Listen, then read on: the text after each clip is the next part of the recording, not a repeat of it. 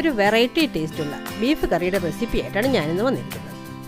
നമ്മുടെ നാടൻ കാന്താരി മുളകിനെ മെയിൻ ഇൻഗ്രീഡിയൻ്റ് ആയിട്ട് ഉപയോഗിക്കുന്ന ബീഫ് കാന്താരിയുടെ റെസിപ്പിയാണ് ഞാൻ നിങ്ങളുമായിട്ട് ഷെയർ ചെയ്യാൻ പോകുന്നത്. ബീഫ് കാന്താരി ഉണ്ടാക്കാനായി ആദ്യം നമ്മളൊരു കുക്കർ എടുത്ത് അതിലേക്ക് നന്നായി കഴുകി വൃത്തിയാക്കിയ ബീഫ് ചേർത്ത് കൊടുക്കാം. ഇതിലേക്ക് നമ്മൾ ആവശ്യത്തിന് ഉപ്പും ഒരിത്തിരി മഞ്ഞൾപ്പൊടിയും പിന്നെ ഒരു അര സ്പൂൺ കുരുമുളക് പൊടിയും കൂടെ ചേർത്ത് നമുക്കൊന്ന് ഇളക്കി കൊടുക്കാം. ഇതിലേക്ക് ഒരു അര ഗ്ലാസ് വെള്ളം കൂടെ ചേർത്ത് ഒന്നുകൂടെ മിക്സ് ചെയ്ത് നമുക്കിത് അടുപ്പിൽ വെച്ച് ഒന്ന് കുക്ക് ചെയ്തെടുക്കാം. ഒരു 2 വിസിലടിക്കുന്നത് വരെ നമുക്ക് ഇത് വേവിച്ചെടുക്കാം.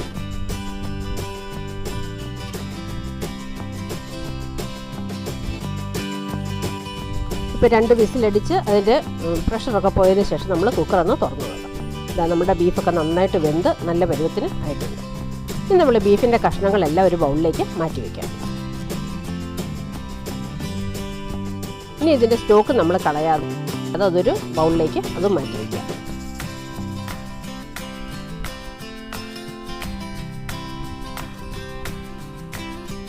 ഇനി നമ്മളൊരു പാൻ അടുപ്പത്ത് വെച്ച് അതിൽ കുറച്ച് എണ്ണ ഒഴിച്ചു കൊടുക്കാം.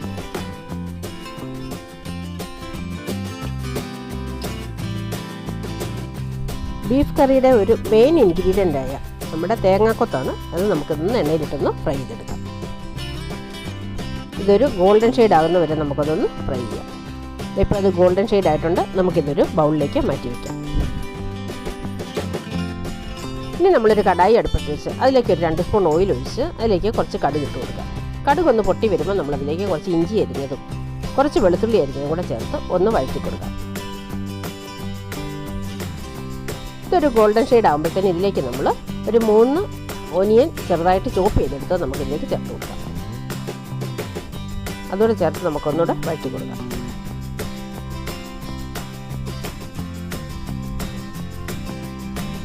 ഇതിലേക്ക് കുറച്ച് കറിവേപ്പിലയും കൂടെ നമുക്ക് ചേർത്ത് കൊടുക്കാം.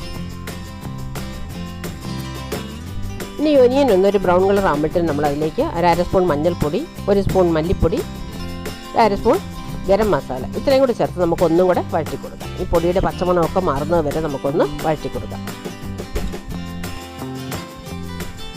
ഇനി നമ്മൾ മിക്സിയുടെ ചെറിയ ജാറെടുത്ത് അതിലേക്ക് നമുക്ക് കുറച്ച് കാന്താരി മുളക് ഇട്ട് കൊടുക്കാം. നമ്മുടെ എരിവിന് ആവശ്യത്തിനുള്ള കാന്താരി മുളക് ഇട്ട് കൊടുക്കാം. ഇതിലേക്ക് കുറച്ച് കറിവേപ്പിലയും കൂടി ഇട്ട് നമുക്കൊരു പേസ്റ്റ് പോലെ ഇത് ഒന്ന് അരച്ചെടുക്കാം. ഈ പേസ്റ്റ് പോലെ അരച്ചെടുത്ത മിക്സ് നമുക്ക് ഒനിയൻ വഴറ്റിക്കൊണ്ടിരിക്കുന്നതിലേക്ക് ചേർത്ത് കൊടുക്കാം.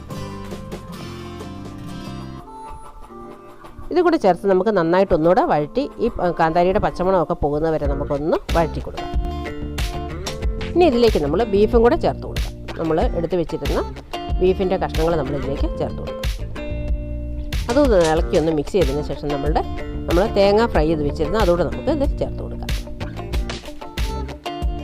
ഇനി ഇതിലേക്ക് നമ്മൾ മാറ്റി വെച്ചിരുന്ന ബീഫ് വെന്ത വെള്ളം കൂടെ നമുക്ക് ഇതിലേക്ക് ചേർത്ത് കൊടുക്കാം.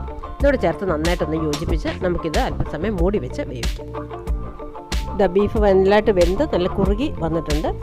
ഉപ്പ് കുറവാണെന്ന് തോന്നുകയാണെങ്കിൽ ഒരല്പം കൂടി ഉപ്പ് നമുക്ക് ഈ സമയത്ത് ചേർത്ത് കൊടുക്കാം. ഇതിന് മേലെ കുറച്ച് കറിവേപ്പിലയും കൂടി ഇട്ട് നമുക്കൊന്ന് ഗാർണിഷ് ചെയ്തെടുക്കാം. ഇനി ഇതിൻ്റെ മേലെ കുറച്ച് പച്ച വെളിച്ചെണ്ണയും കൂടെ നമ്മൾ ഇതിൻ്റെ മേലെ ഒഴിച്ചു കൊടുക്കാം. ഇനി ഇതൊന്ന് ഇളക്കി മിക്സ് ചെയ്തെടുക്കാം. നമ്മളുടെ ബീഫ് ഇവിടെ നമുക്ക് സെർവിങ് ഡിഷിലേക്കൊന്ന് മാറ്റി വയ്ക്കാം.